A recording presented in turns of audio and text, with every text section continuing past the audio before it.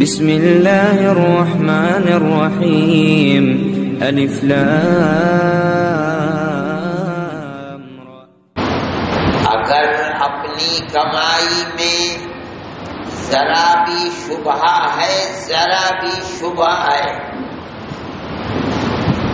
تو کھانے سے پہلے صدقہ کرو، اور اگر یقین ہے تب تو ٹھیک ہی نہیں ہے، اس کو نکالو۔ اگر شبہ بھی ہے، ہو سکتا ہے بھائی کہیں بھول چوک سے رہ گیا ہو، غلطی سے ہو گیا ہو، کوئی لفظ نکل گیا ہو، جھوٹ گاہک کے سامنے ہو سکتا ہے نکل گیا ہو، تو اپنی کمائی میں سے صدقہ کرتے رہو تاکہ اس کی مکافات ہو جائے، وہ جو غلطی احتمال ہے وہ احتمال بھی ختم ہو جائے۔ اگر حرام روزی گئی ہے پیٹ میں تو یہ تصور کہ اللہ کی عبادت، اول تو اس حرام کا اثر یہ ہوگا کہ عبادت کی طرف دل بڑھے ہی گا نہیں، نماز پڑھنے کو جی ہی نہیں جائے گا، روزہ رکھنے کو جی ہی نہیں جائے گا، اس لیے کہ تیرے جسم کے اندر جو طاقت پیدا ہو رہی ہے، جو خون دوڑ رہا ہے، جس سے تو نماز میں اٹھے گا، بیٹھے گا، سجدہ کرے گا، روزے کی تپش اور گرمی کو برداشت کرے گا، یہ طاقت تو حرام کھا کر بنی ہے۔ تو یہ طاقت تیرے اندر یہ جذبہ کیسے پیدا کرے گی کہ چل نماز پڑھ روزہ، اور اگر رکھ بھی لیا اور نماز پڑھ بھی لی تو اللہ کے یہاں قبولیت نہیں۔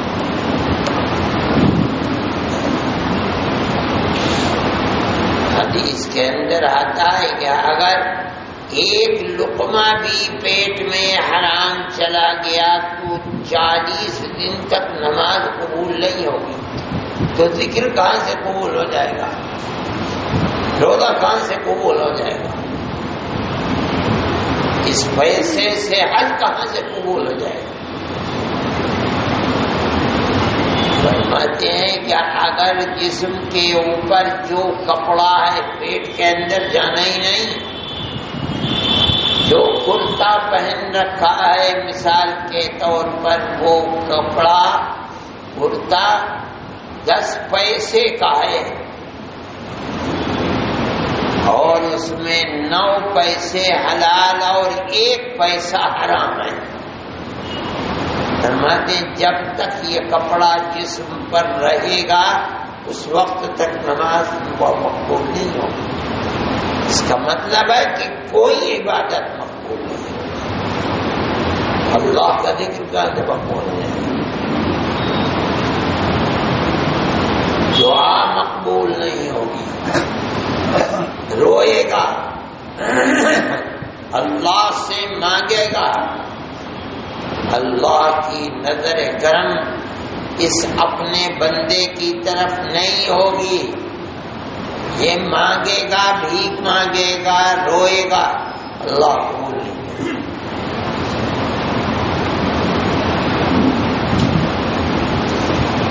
حدیث میں آتا ہے، صحابی ہیں حضرت سعد رضی اللہ تعالی عنہ، بہت مستجاب الدعوات تھے،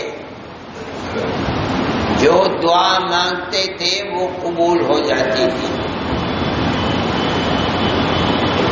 انہوں نے اللہ کے نبی سے یہ گزارش کی تھی کہ اے اللہ کے نبی میرے لیے دعا فرما دیجئے کہ میں مستجاب الدعوات، مقبول دعاؤں والا بن جاؤں، جو دعا کروں اپنے لیے کسی دوسرے کے لیے میری ہر دعا مقبول ہو جائے۔ تو اس وقت اللہ کے نبی نے ان کے لیے دعا نہیں فرمائی بلکہ مستجاب الدعوات بننے کا طریقہ بتایا۔ یہ کر لو مستجاب الدعوات بن جاؤ گے۔ مطلب یہ ہے کہ ساتھ تم نہیں، میرا کوئی بھی امتی چاہے دنیا میں کہیں بستا ہو، آج یا 1400 سال کے بعد اگر مستجاب الدعوات بننا چاہتا ہے کہ جو دعا مانگے وہ دعا مقبول ہو جائے، تو جو میں طریقہ تمہیں بتاتا ہوں وہ طریقہ اپنا لے، آدمی مستجاب الدعوات ہو جائے گا۔ جو دعا مانگے گا وہ دعا مقبول ہوگی۔ وہ طریقہ کیا ہے؟ ایک لفظ میں بتایا، فرمایا یا سعد اطب مطعمک تکن مستجاب الدعوت، اے سعد اپنے کھانے کو حلال کر لے، مستجاب الدعوات بن جائے گا۔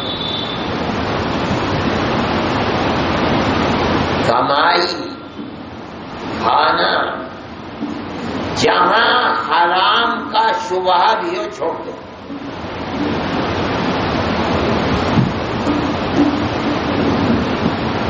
تیرے جسم میں جو خون بن رہا ہے جس سے تو نے اپنے ہاتھ اٹھا رکھے ہیں دعا کے لیے، جو زبان میں طاقت ہے جس سے مانگ رہا ہے اللہ سے، اگر یہ شکتی اور طاقت ہاتھ اور زبان کی حرام سے بنی ہے تو دعا کہاں سے قبول ہوگی؟ ہاں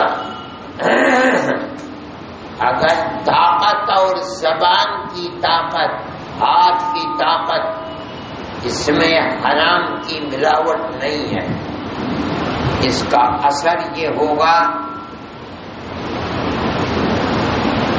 کہ اللہ کے یہاں ایسی قبولیت ہوگی، جو مانگے گا مقبول، جو عبادت کرے گا مقبول، جو ذکر کرے گا مقبول۔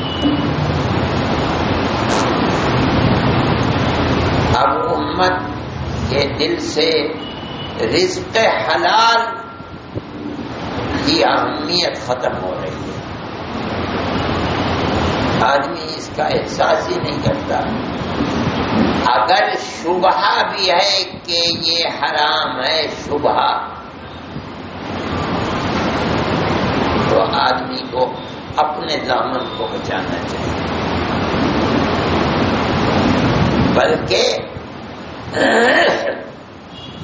آدمی کا کے اوپر جس طرح اپنے بچوں کی دیکھ بھال فرض ہے، اللہ نے اولاد دی ہے، اس کو ادب سکھلانا، اس کو ایمان سکھلانا، اسلام سکھلانا، اسی طرح تعلیم دینا، یہ تمام چیزیں ماں باپ کا فرض ہیں۔ یہ بھی فرض ہے کہ ان کے پیٹ میں جو رزق جا رہا ہے وہ حلال ہو، حرام سے بچا۔ نبی کریم علیہ الصلوۃ والسلام نے حضرت معاذ بن جبل رضی اللہ تعالی عنہ فرماتے ہیں کہ مجھے میرے حبیب حضرت محمد صلی اللہ علیہ وسلم نے 10 چیزوں کا حکم دیا ہے، ان میں آخری چیز ہے، فرماتے ہیں انفق علی عیالک من قولک،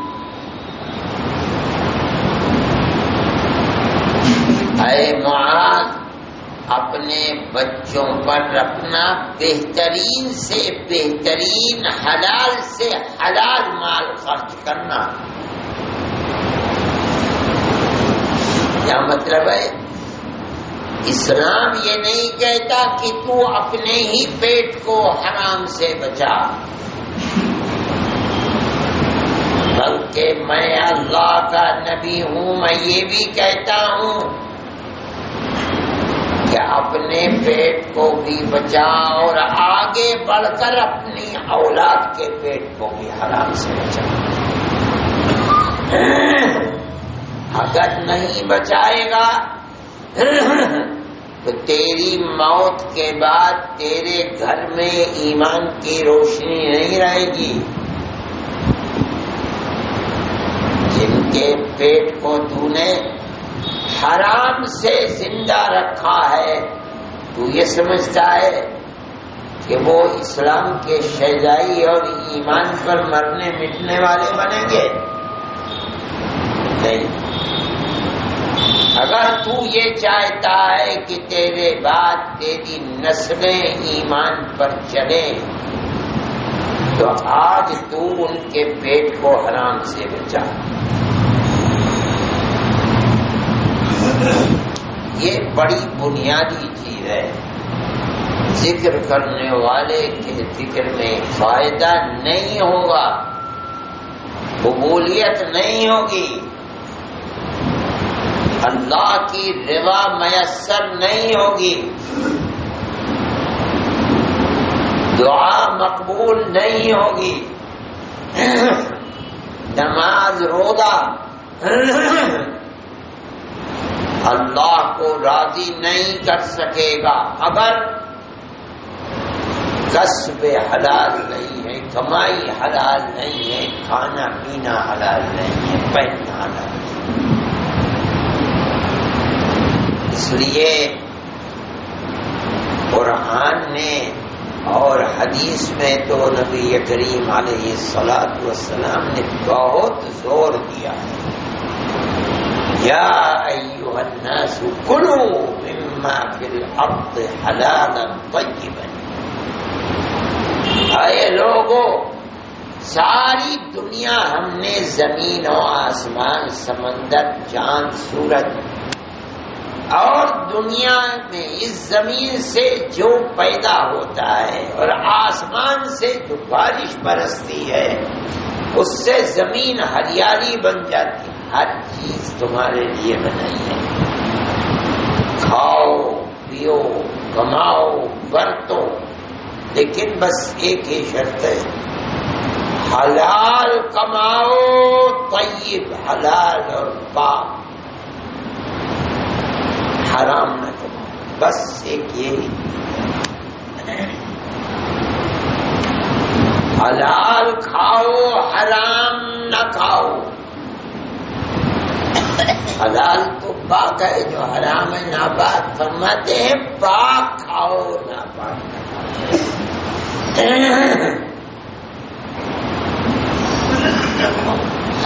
حرام دو چیزیں ہیں.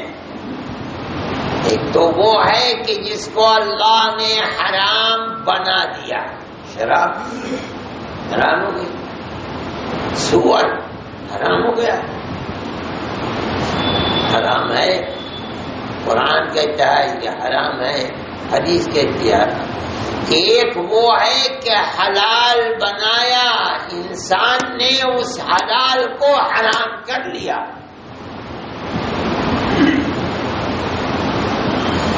مرغی ہے، بکری ہے، اللہ نے تو حلال بنائی،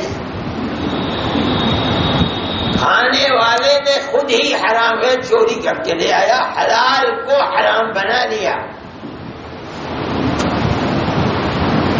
مال تھا حلال تھا، چوری کر کے لے آیا. تجارت حلال تھی، جھوٹ بول کر کے کما رہا ہے، دھوکہ دے کے کما رہا ہے، نقلی مال کو اصلی بنا کر دے رہا ہے. حلال تھی، حلال کو حرام کر، دونوں کا حکم ایک ہی ہے. فرق ہے. کلوا مما فی الارض حلالا طیبا. حلال کو کھاؤ، پاک کو کھاؤ، ناپاک کو نہ کھاؤ. بھائی یہ بڑی اہم چیز ہے. بغیر اس کے یا تو اللہ کی عبادت اور ذکر کی طرف بڑھے گا نہیں قدم. آدمی کہتا ہے دل نہیں لگتا ذکر کے اندر، کوئی نہ کوئی تو کمی ہے. ورنہ اللہ کے ذکر میں، عبادت میں آدمی جانتا ہے کہ میری آنکھوں میں روشنی اللہ نے بھر دی، میری زبان میں بولنے کی طاقت اللہ نے بھر دی، میرے پیروں میں چلنے کی، میرے ہاتھ کو اٹھنے کی، میرے دماغ کو صحیح بات سوچنے کی طاقت اللہ نے۔ اس اللہ کو سجدہ کرنے میں، یاد کرنے میں، اللہ اللہ کرنے کیوں نہیں دل لگتا؟ نہیں لگتا تو کوئی بات تو ہے۔ یہ زمانہ ایسا ہے کہ میں دیکھتا ہوں کہ جتنا عقل حلال میں آدمی کو کسل ہے، پیسہ پیسہ پیسہ پیسہ، حلال حرام، فکر نہیں۔ یہ وہ چیز ہے جس نے آدمی کو اللہ کے راستے سے ہٹایا ہے۔ ہم سب کو اس گروہ پر غور کرنا چاہیے۔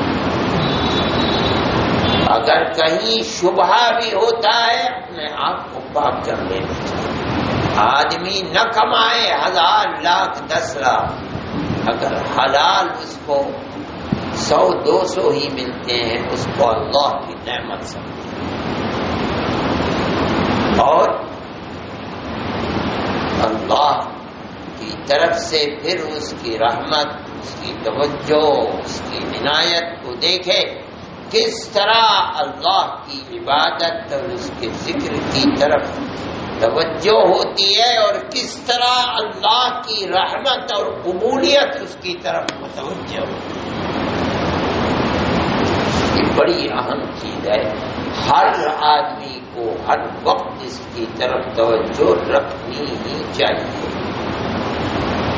اگر کوئی خدا نخواستہ نہیں رکھے گا تو اس کا مطلب یہ ہے کہ وہ اللہ کی عبادت اور اللہ کے ذکر سے فائدہ حاصل نہیں کر پائے گا۔ اللہ نے اس کی تقدیر میں محرومی کے سوا کچھ اور نہیں لکھا۔ اس لیے میرے بھائی، ہر آدمی کو، چاہے وہ کوئی بھی ہو، کاروباری ہو، تاجر ہو، کاشتکار ہو، عالم ہو، طالب علم ہو، ہر آدمی کے لیے ضروری ہے کہ وہ اپنی کمائی کو حلال کرے، تبھی وہ حرام سے بچ سکے گا اور اللہ کی قبولیت حاصل کر سکے گا۔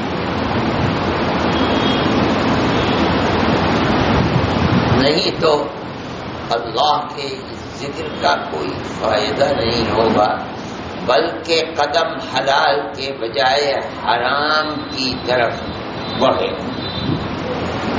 اس لیے کہ جو جسم کی طاقت ہے، پیٹ کے اندر جو کسب جا رہا ہے، جو روزی جا رہی ہے، جو رزق جا رہا ہے،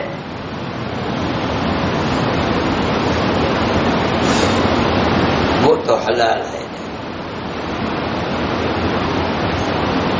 ذکر کرنے والے کو بھی خصوصیت سے توجہ کرنی چاہیے۔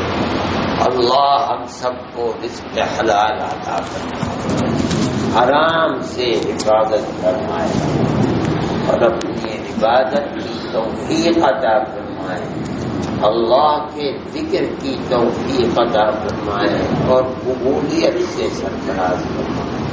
ایسے ہی نئی اسلامک ویڈیوز پانے کے لیے ہمارا چینل اشاعت الاسلام کیرانہ سبسکرائب کریں اور بیل آئیکن دبائیں تاکہ نئی ویڈیوز آپ کو ملتی رہیں۔